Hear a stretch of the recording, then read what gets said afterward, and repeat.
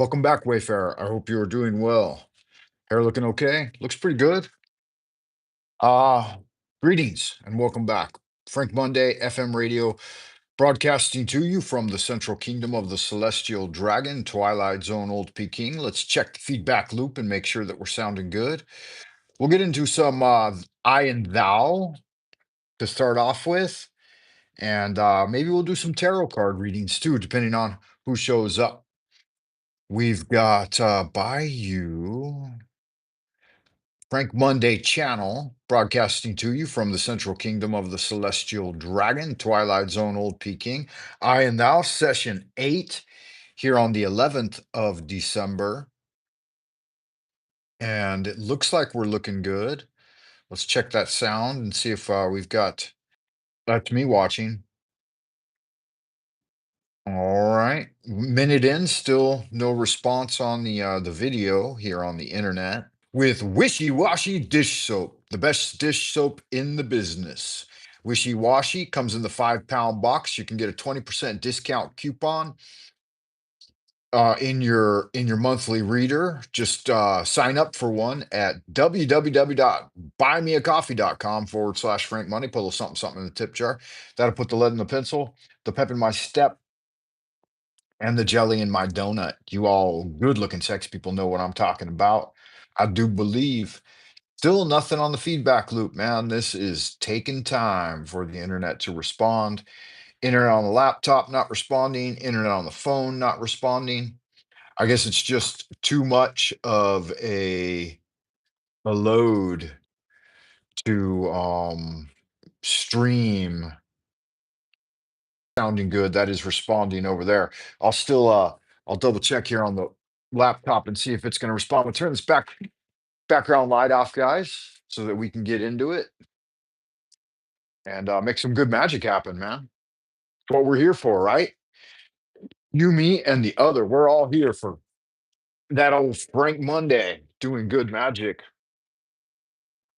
Let's begin this session in prayer. Vast and the mighty one, creator of heaven and earth, maker of all things visible and invisible. We adore thee and we invoke thee. Send us one of your divine spiritual agents, our holy guardian angel, to protect, to guide, to protect and guide us through the innumerable snares of the earthly sphere and a cleansing wind to disperse all negativity and all of that things which we must know for the completion of the great work and the glory of thine ineffable name, Adonai.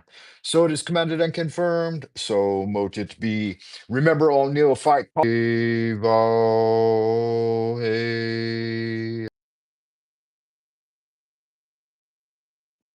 Even if we could fully, I'm on page 76 of I and Thou. Even if we could fully understand, we have got nothing on the laptop. I'll keep trying though. Even if we could fully understand the life of the primitive, it would be no more than a metaphor for that of the truly primal man. Hence, the primitive affords us only brief glimpses into the temporal sequence of the two basic words I, you, I, it. More complete information we receive from the child. Interesting. I'm not exactly sure what he means. Leading subs, man. Please hit the like button, guys. Like and subscribe. Do all that happy horse shit that makes YouTube's algorithms bark like Pavlov's dogs. I just hit the like button myself. We got one like on this video, and it's from Frank Monday himself.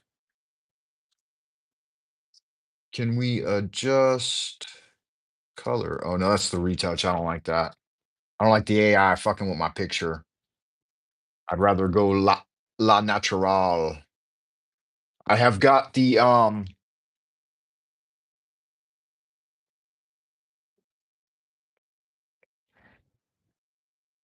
got the chitter chatter box open, guys. So if you're chatting, I can see it right in front of me. Okay, just letting you know, reminding you. For all of those that you may be watching this live, welcome, ladies and gentlemen, and everyone watching, Wanderer and Wildcat alike. Welcome back. Here it becomes unmistakable. Should I use the Israel Regardi voice to read this? I think that's more appropriate, right? Here it becomes unmistakably clear how the spiritual reality of the basic words emerge from a natural reality. And we talked about this yesterday. Naterhaften, a Naterhaften Verbundenheit. Not Naterhaften Verbundenheit, natural reality, natural discreteness. The prenatal life of the child is pure natural association, a flowing toward each other, a bodily reciprocity, and the life horizon of the developing being appears uniquely inscribed, and yet also not inscribed, in that of being that carries it, in that of the being that carries it. For the womb in which it dwells is not solely that of the human mother. This association is so cosmic that it seems like the imperfect deciphering of a primeval inscription when we are told in the language of Jewish myth that in his mother's womb, man knows the universe and forgets it at birth. Yeah, you don't natal. Ooh, that old black magic right there. Cup of coffee. Colombian Supremo, my friends. The very best. And and as of a wish, this association remains to us. But longing ought not be taken for a craving to go back, as those suppose who consider it, which they confound with their own intellect. And erroneous assumption, I believe, in an erroneous association. Mankind is not a parasite on Mother Gaia. We are, in fact, the absolute creation and workshop of the divine force. But this longing ought not to be. Okay, I read that. For the spirit is bosom, albeit exposed to many diseases. What this longing aims for is the cosmic association of the being that has burst into spirit with its true, the undifferentiated whole, not yet formed primal world. For this it detaches itself into a personal life. And it is only in the dark hours when we slip out of this again, which happens every night, night after night, even to the healthy. And it would seem that him saying that and distinguishing, right, as happens even to the healthy night after night in the course of sleep, that there may be some question that those nearing death will do it more often, right? And I think that's probably true. We slip out. Okay. And it is only in dark hours when we slip out of this again that we are close to her again. Yeah. So knew it, the night sky, the star-filled heavens, the astral, with the world that is slipping away for a spiritual association, a relationship. From the glowing darkness of the chaos, he has stepped into the cool and light creation without immediately possessing it. He has to get it up. He has to get it up, as it were, and make it a reality for himself. He gains his world by seeing, listening, feeling, and forming. There's a footnote here for forming, and it's as muss sich seine Welt ashvon at erborchen, ertasten, erbilden. Oh, okay. So it's giving the German for the sensations of forming. Sehen, erschauen, erschauen, erhorchen, ertasten, tasten, right? Listening is erhorchen, and forming is erbilden. Ooh, build. Hear and see. See is schauen, erschauen, Welt erschauen, gestaltig is a coin, it says. Okay, so the next footnote. Let's continue forward. Page 77. It is in encounter that the creation reveals its formhood. That's the a coinage of gestaltigkeit, kite, formhood. Yeah, so like a gestalt shift, right? Gestaltigkeit. It means formhood. So a gestalt shift is a shift in forms. Interest is that are waiting, but deigns to meet those that are reaching out. What is to surround the finished human being as an object has yet to be acquired and wooed strenuously by him while he is still developing. Another footnote, but it just translates that last sentence into German. No thing is a component of experience or reveals itself except through the reciprocal force of confrontation. Like primitives, the child lives between sleep, and a large part of waking is still sleep, in the lightning and counter lightning of encounter. Yeah, it's interesting. I was contemplating this quite a bit recently. See if we can't do a little something with that beautiful hair and crack that kundalini neck, right? You think I'm ignoring you entirely, don't you? Comment on the idea of this sleep between sleep, or no, this life between sleep and sleep. We are endowed with consciousness from the creator, from the Godhead, the source. And this consciousness is persistent in some more than others. And I've noticed this and recognized this. Those who allow the inner light of the divine to shine through them and guide their life are supple, youthful looking, and have an electricity in their eyes. Those that are hiding from it because of, I don't know, whatever, like secret depravity or fear. So it's something to be wary of. Throughout the day, remain conscious and invigorated by the nap. Consciousness dwells at a different level while sleeping, but you're conscious nonetheless. Not all are, I wouldn't say that, but I am. And through my practice of dream journaling and dream magic, I become more and more conscious as I awaken each day. And I awaken while in dreamland. And if have gotten to the level where I can bring more and more back past the guardian at the threshold. So something to think about. You might join me in this practice, Wayfarer. It's even in the earliest and dimmest stage. Before any particulars can be perceived, dull glances push into the unclear space toward the indefinite. And at times when there is obviously no desire for nourishments, into the empty air toward the indefinite. So, and it's not just in the times of satiation, but in the times when you may even, in fact, push away situation of the emotions that you can more directly perceive the divine.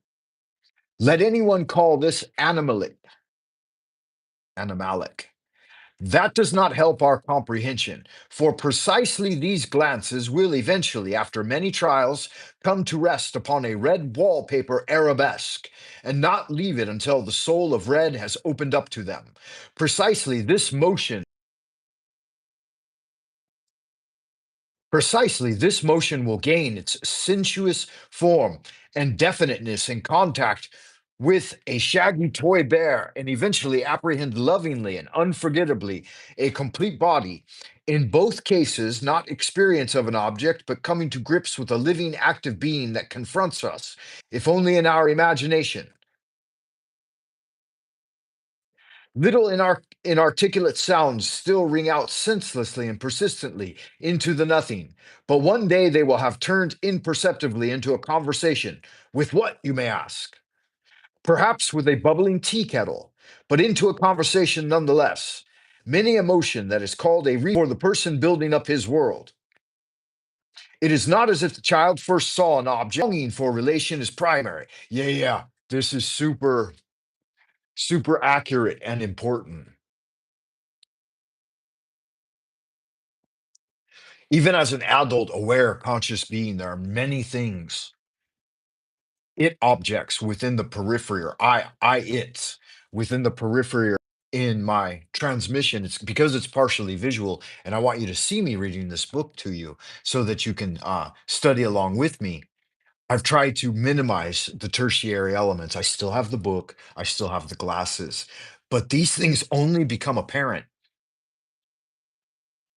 when how did he say it? When the longing for relationship is primary. It is not as if a child first saw an object and then entered into some relationship with that. Rather, the longing for relation is primary. The cupped hand into which the being that confronts us nestles, and the relation to that, which is wordless anticipation of saying you, comes second. But the genesis of that thing is a late product that develops out of the split of the primal encounters, out of the separation of the associated. So I was thinking about how, and that fucking headache is going to drive me out of my mind, but that's okay. You know, that's a part of it. A lot of things going on in life.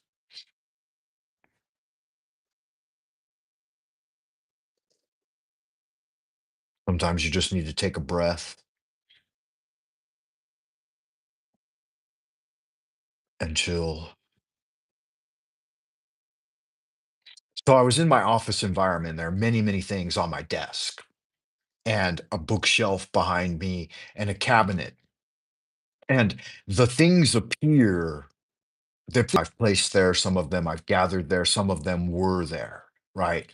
But these things appear from that primary, what did he call it again? From that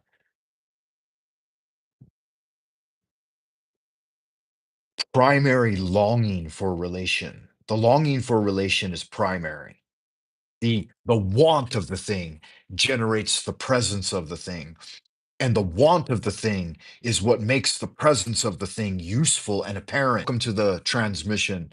Um, you're up early, huh? Oh, good magic, man. No, it's evening here in Old Peking. The sun has gone down and it is pushing into 7 p.m. in the evening.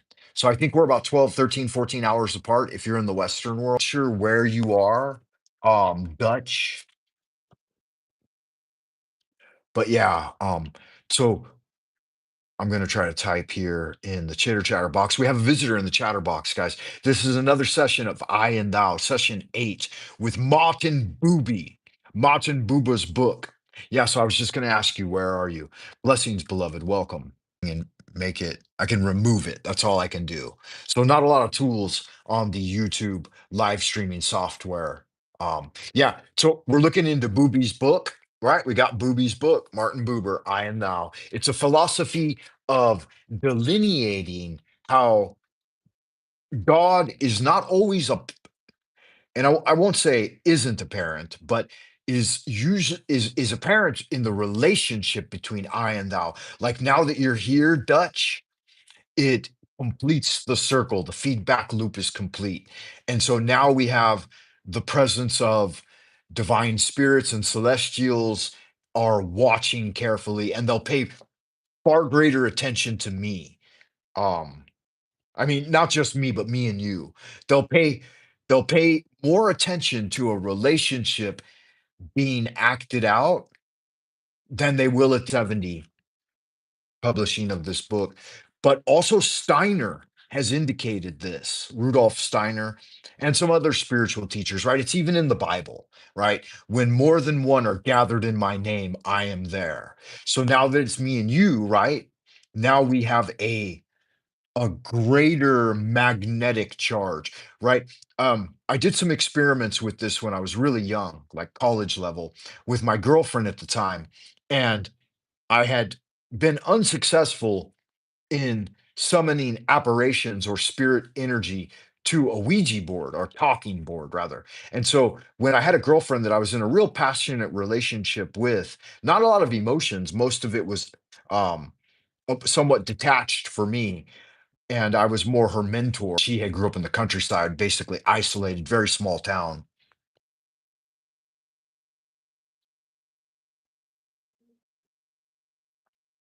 Yeah. So we used a talking board, and I designed one that was ingenious. I had it on a rattan table, so all natural materials, paper material that had a good, could keep a good static electric charge. And then I had found a beautiful little glass cup that was extremely light. And when I placed it on the board, it had a planchant effect in that it would magnify the letter and it would appear on the glass at the top. So the qualities of the glass had a bit of magnifying capacity like these glasses, right? Isn't that nice? And so when we placed our fingers on it, our electromagnetic energy, it would create static electricity that would make the planchette almost levitate off of the board, and its response was immediate. Like you could feel the touch of the spirits on your shoulder, on top of your head, and on your hands. And the hair would stand up on your arms and it would really move. And once it got moving, like I studied her very deeply to see if she was having any overt influence on it. But we would have our knees touching and the table between our legs, and then we would sit across from each other and it would push back and forth. And man, that motherfucker was super, super responsive. And we did that quite a few times under the full moon and had some really powerful associated with magic and the realm in the hereafter and stuff. Anyways, it opened up a whole door of things that happened synchronistically after that. Mostly good for me, scared the fuck out of her, but she had very little spiritual training. And I was trying to, get her, stay calm, calm down. It's no big deal. It's natural phenomena. You know, you might talk about it in the way of the super sensual, but it's just a very natural thing to speak with spirits and ghosts and God and angels and stuff like that. But you do need some training. You should approach it with some training. But I had already been training myself for like over a decade in spiritual science. So it wasn't a big deal to me. But anyway, getting to the point, that energy is far more tangible when working with another. And especially when it's a yin yang charge, right? Masculine and feminine, then it's perfectly balanced. Um, the energy found very easy magical glyphs and safeguards within my psychic aura. And I found that I really had to train her and protect her and then get her to start tears. A lot of people, they claim to religiosity, but they don't even say their prayers, right? What prayer did Jesus command? He commanded. I use some more advanced prayers, but I absolutely every day at the crack of dawn when I return to this world, I use the Lord's Prayer. Our Father who art in heaven, hallowed be thy name. Ata malkut vegubah vegudla leolam amen. Right? Thy kingdom come, thy will be done. It's one of the things Jesus commanded, right? We are raising the dead through the procreation of more human beings into this world. And there are many other ways. Like right now, Martin Buber, Booby's book, he's been dead since 1951. And here I am raising the dead yet again, right? By bringing his teaching back into the um the current zeitgeist, right? Into the current concourse of energy. And so let's continue. So we're getting into that relationship of the I you, it creates one word set, and then the I it creates another word set. And what I wanted to mention is that Rudolf Steiner also points out that when we write in our journal or attempt to do magical scripting or communion with spirit through writing, and angels will actually watch us because they don't do this activity in the same way in the spirit realm.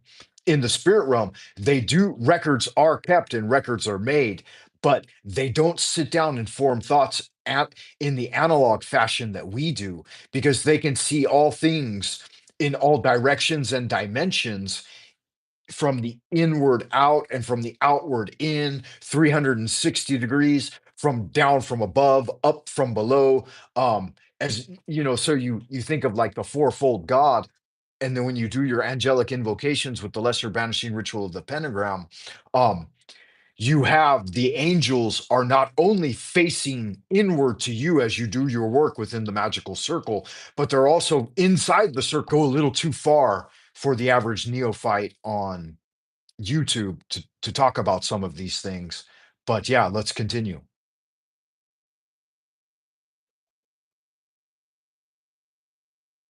Okay, so Dutch says He or she, I'm not, I can't see your icon very well, so I don't know if you're man or woman Dutch, but yeah, you just have to be careful not to cast your pearls before swine on YouTube, right? A lot of internet tourists that will vilify you. Yeah, so the eye, the spiritual eyes, the supersensual eyes, the eye that is not the eyes, right? The eye of the eye, the internal visualization process, and scrying in astral vision has that. And in deep meditation or path working, right? So they might see a 31, but then actually it should be interpreted as a 13 because they're seeing it backwards. Words can appear backwards too. And once they get their orientation, they'll start to figure these things out and be able to look at something back through time rather than forward. So the persistent of the human life due to its um hallucination of time moving chronologically from birth to death obscures their vision in supersensual work. So in supersensual work, you have to hold the analog critical factor in abeyance so that you can see it as it is, not how it streams through time, right? So with that, there you'll perceive so much in a single instance that you could use an entire lifetime just trying to describe one moment of supersensual experience, which, because of its timeless, eternal nature, makes it very difficult to breath. And I saw, right? That might be the start of it. And then 500 pages later, and then I released that single breath. So you could do 500 to 1,000 pages on what was perceived within a single breath, right? So it's a very different thing. All right. So we left off here with rather than the thing itself being the thing with which you reach out and find it, right? And confronts as necessary, it's the relation to that, which is wordless anticipation of saying you. This comes second. Out of the separation of the associated partners, as does the genesis of I. And it's interesting to think that, and I was contemplating this aspect of it as well, that I appeared as a byproduct of that divine spark, as an afterthought, as it were, right? It's the divine spark of I that precedes, right? The preform that precedes the manifestation of Frank Monday in this prime material plane. And you, dear Wayfarer, receive it only as an echo, right? Within the labyrinth of through a long vortex of the chamber of endless echoes. And so read the description in the video if you want to see what I mean by that. That here with the esoteric order of Dagon, my temple online, but if you check me out on buymeacoffee.com/Frank Monday, I'd be more than happy to share it with you. But by the light of the beloved Wayfarer, by the light of the North Star, our paths cross on a grand and mysterious adventure toward spiritual cultivation and mastery. The universal concourse of all souls in reunion with Source is our destination. From the depths of the fathomless cavern to the spectral abodes of the Underdark, through the chambers of endless echoes and the labyrinth of shattered mirrors, up the ladder of ascent to the very ledge of revelation, onward and upward, beyond Dreamland, to the celestial realm and the timeless homeland. I, Frank Monday, and sages and immortals dwell forever and are always there available for you. I, Frank Monday, and this manifestation will only be available to you when I'm available to you.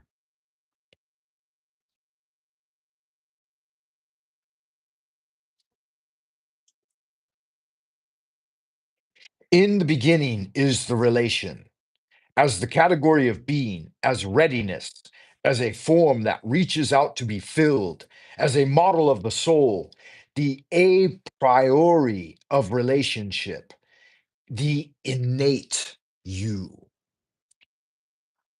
In the relationship through which we live, the innate you, the a priori you, right, is realized in the as exclusive, can finally be addressed with the basic word as its ground in the a priori of relation.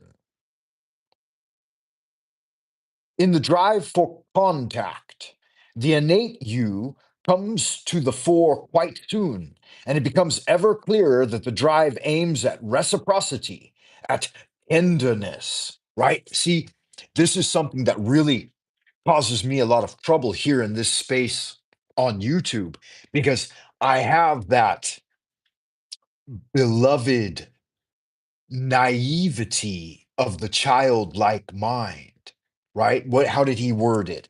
As aiming at a reciprocity, at tense. And so when I approach them with genuineness and sincerity and the tenderness of a childlike mind, they're very suspicious of that.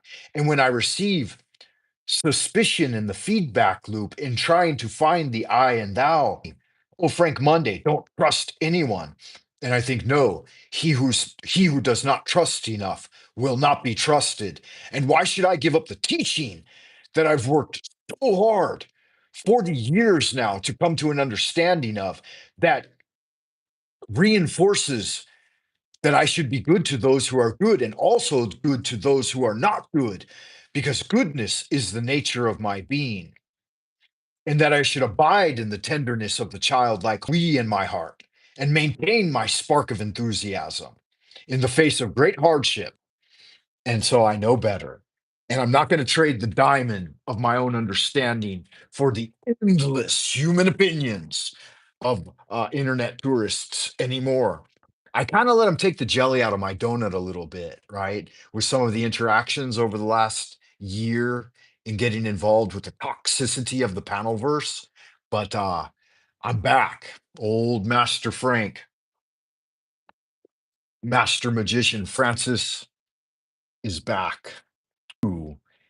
Becomes ever clearer that the drive aims at reciprocity, at tenderness, but it also determines the inventive drive which emerges later. And thus the product is personified and a conversation begins. The development of the child's soul is connected indissolubly with his craving for the you, with the fulfillments and disappointments of this craving, with the play of his experiments and his tragic seriousness when he feels at a total loss. Any real understanding of this phenomena is compromised by all attempts to reduce discussing them. We recall their cosmic, metacosmic origin. We must remember the reach beyond that undifferentiated, not yet formed primal world from which the corporeal individual that was born into the world has emerged completely, but not yet the actualized being that has to evolve from it gradually through entering into relationships. I think that's the end of that section there. Yeah, let's take a moment to reflect. And no better way to reflect than to draw a tarot card.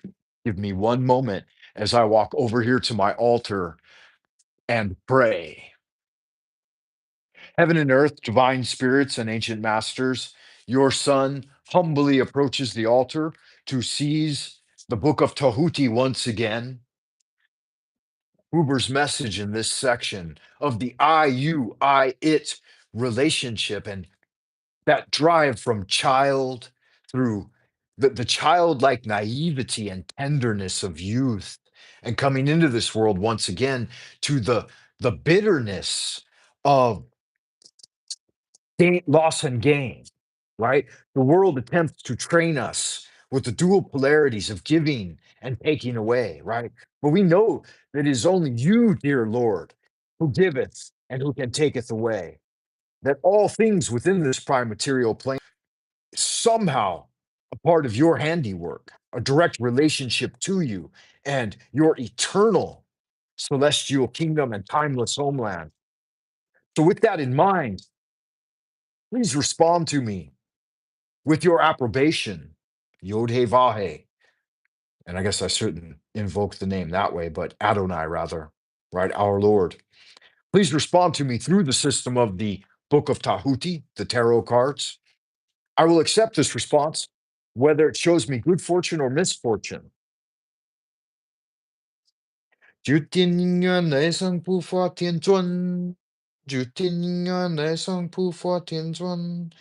knocks on the deck, and let's crack it open and see what we get. Ooh, that broken heart card again, man. This came up. This is the third time this has come up. Almost sounded like someone was at my front door. Yeah. So this kind of reflects the message that Booby was telling us, right?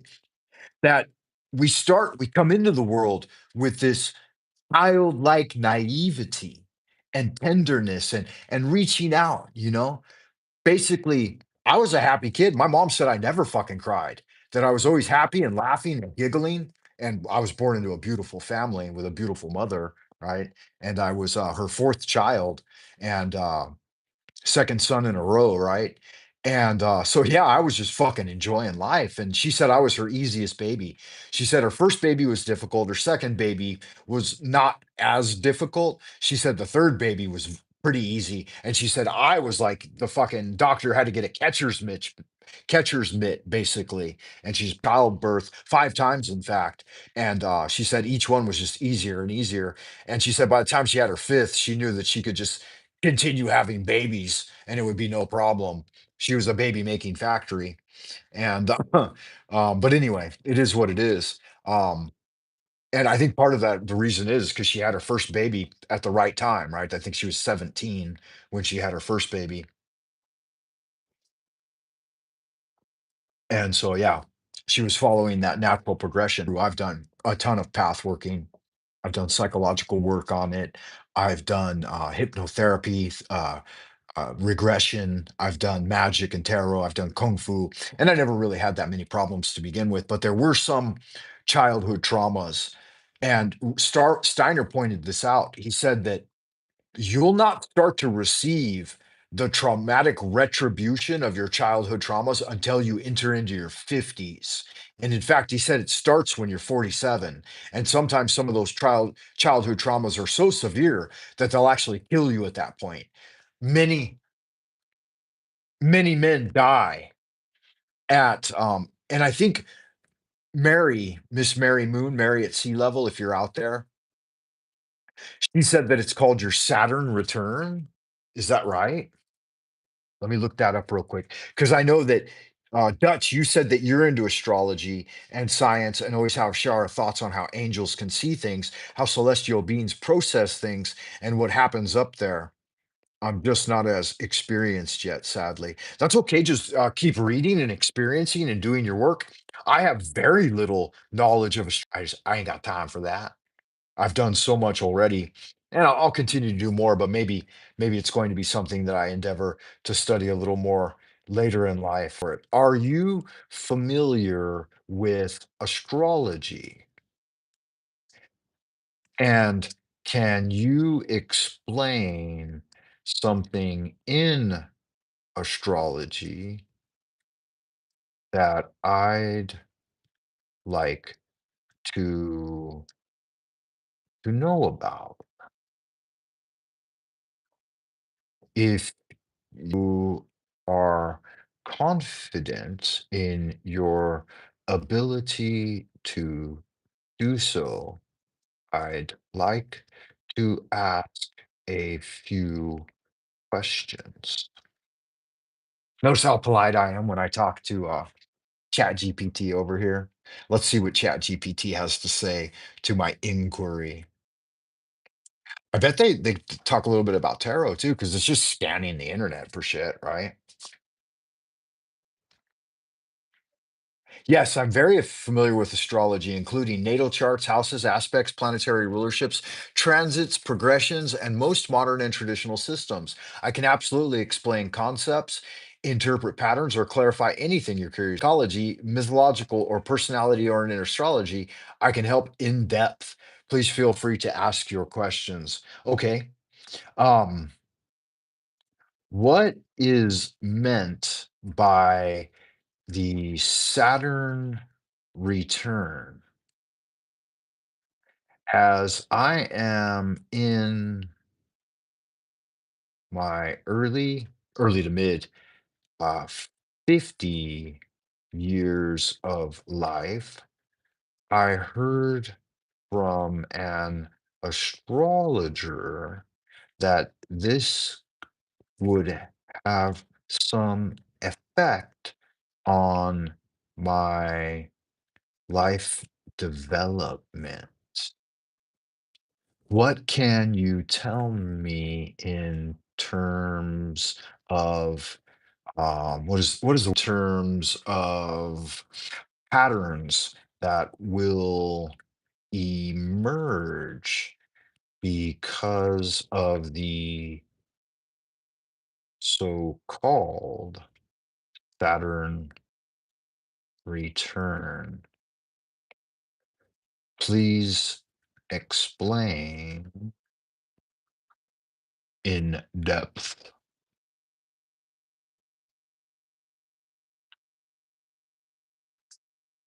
I wonder if the Three of Swords is a Saturn card.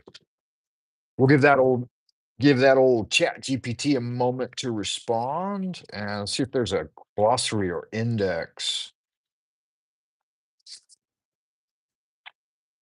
Yeah, could get Major Arcana, Minor Arcana, Three of Swords, pages 113 and 114 index. 113 and 114.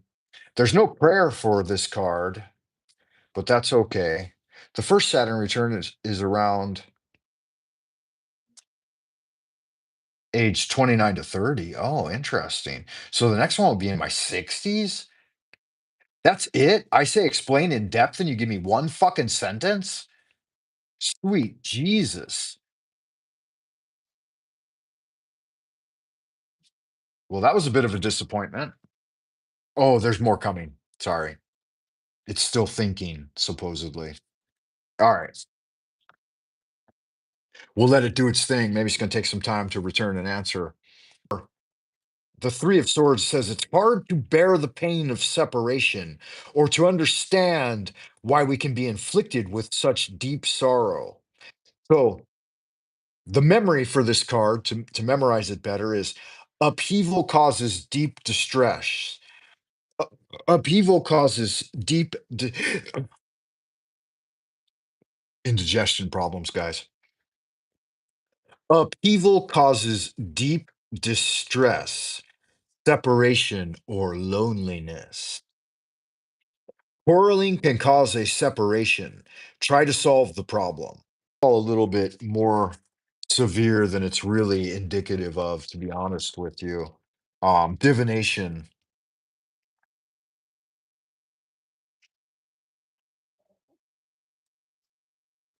The astrology for it is okay, so it's expressive of the Trinity, so the Father, God, Son, and the Holy Spirit. In astrology, it indicates Libra, Capricorn, and Virgo. Okay. So Libra is the air sign, Capricorn, Earth. No, Capricorn is Earth, right? And the planet ruling is Saturn. Okay, so Saturn does rule this card. Struggle and animosity, struggle and effort, the Lord of Despair. Yeah. So its Golden Dawn name is the Lord of Despair. There are other indications for it though. Let's go through the basic process of how we arrive at um so in the mind, and it's a three, which is expression groups and growth. Okay, so there are some difficulties being expressed with growth and groups and some tragedy in those. Yeah.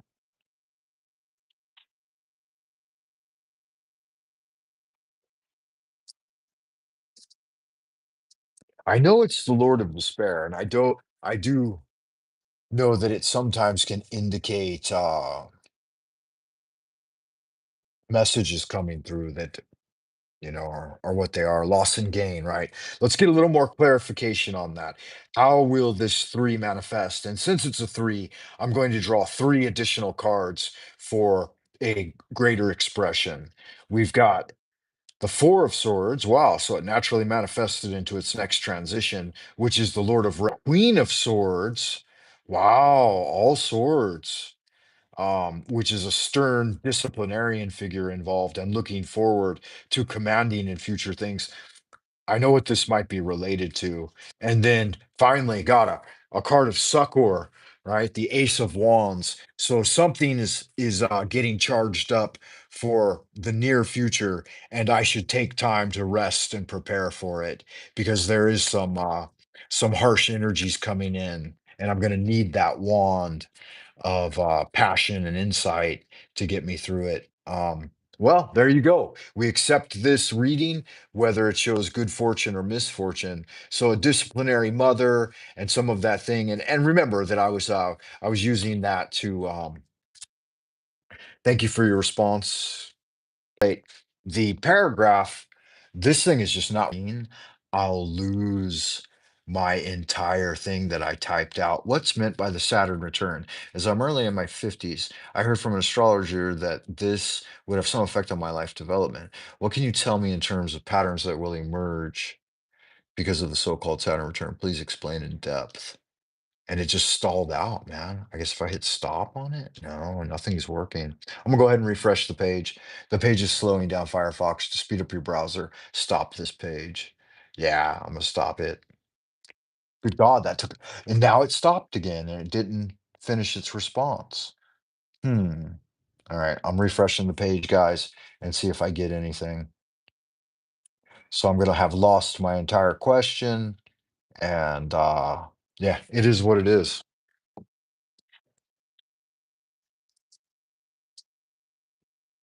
Ah, here we are.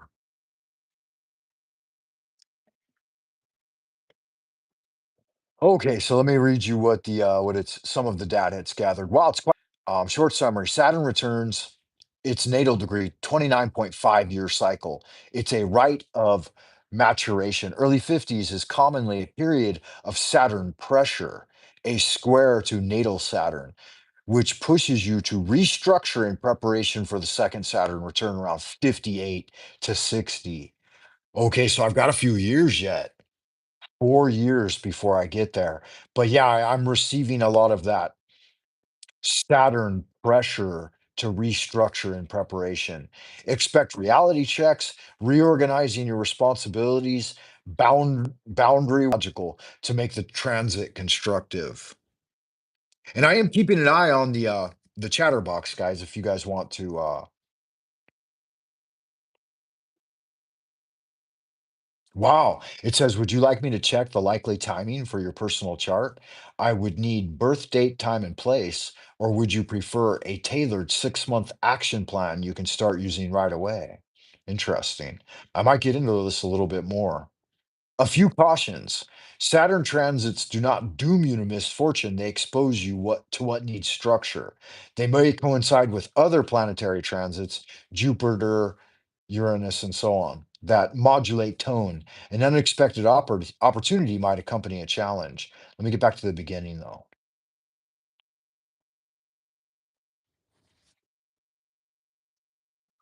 Saturn,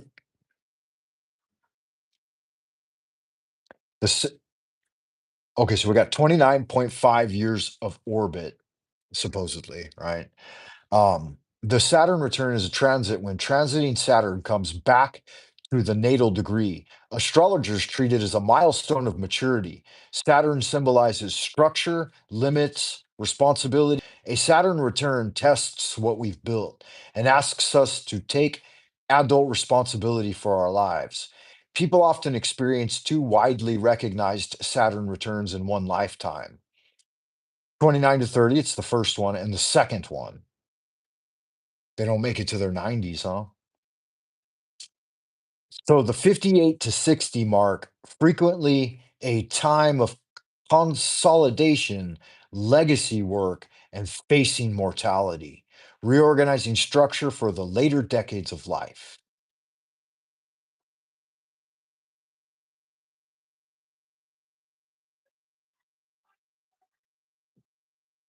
You're in your early 50s. What's likely happening right now? Because Saturn's orbit, your second Saturn return, you're typically several years away from the exact return. However, transiting Saturn makes several significant aspects between returns that can act as pressures or turning points along the way.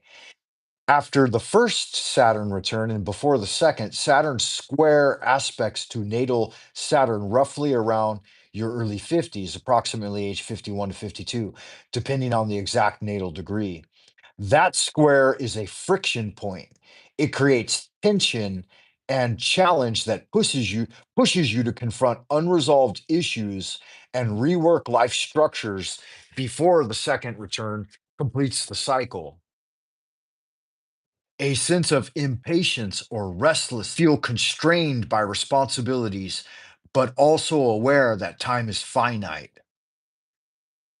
Pressure to finalize long running issues, unresolved career ambitions, relationship patterns, or financial structures may demand decisions.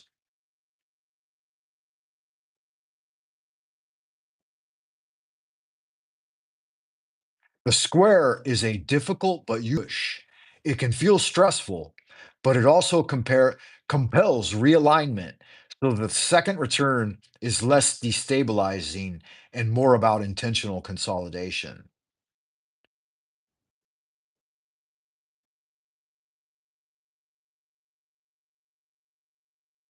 Okay, very interesting. I feel like that question's pretty aptly answered. Let's ask it some more questions. Do you know tarot well?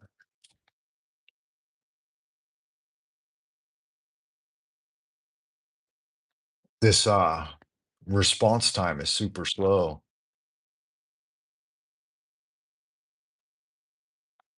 That's okay. It is what it is. We're at the hour mark, guys. I'm going to go ahead and wrap this one up and do some more work behind the scenes on my own. I love y'all good looking, sexy people. Keep doing good magic. Thank you for joining.com/Frank Monday. Don't forget to put a little something, something in the tip jar. Get in contact with me over there. And I look forward to seeing you again in the abodes of the future. Until next time, Shabbat Shalom here as we approach the Sabbath and keep doing good magic. Holy art thou, Lord of the universe. Blessings to everyone out in Happy Land. Until next time, Carpe Diem.